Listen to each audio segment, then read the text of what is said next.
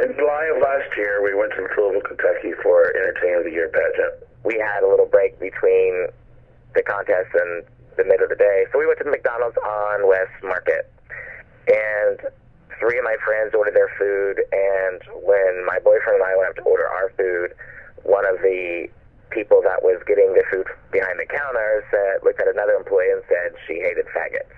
My boyfriend told me to just order my food and to walk away, and I said no. I said, we haven't done anything to her. I was getting my drink, and Ryan comes to me and says, that girl just called you a faggot. We went up to confront her and ask what problems she had with us since we hadn't done anything. Basically, she just called me any name in the book. I was anything from a cocksucker to a bitch to a faggot, and it just got ugly. Then they finally went and got the manager, and the manager asked us what problem we had, and we told her, and she didn't see what the big deal was. And then when we asked for our money back, she said that they didn't give refunds, and when we asked for an 800 number, she said they didn't have an 800 number either.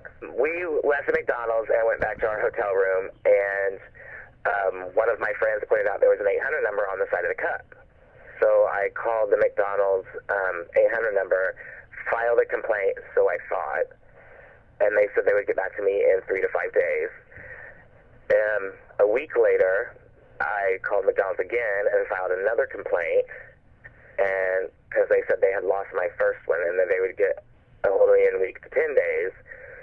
12 days later, I called back and I told him to be hearing from my attorney. In the meantime, I was doing a lot of research. I contacted a couple groups and they pointed me to the ACLU. Ryan and Teddy, all they wanted was the $28 they'd spent on the meal with their friends that day, and they wanted to know that this wouldn't happen again. There was a group in Louisville that put the protest together. Ryan and I both went, and it was probably one of the neatest feelings I'd ever had in my life, because those people were there for us and to support us, and it was pretty moving. We went down there and died in all the protests, and that's something I had never done before, and it was it was a nice experience to see that people do come together for a good cause.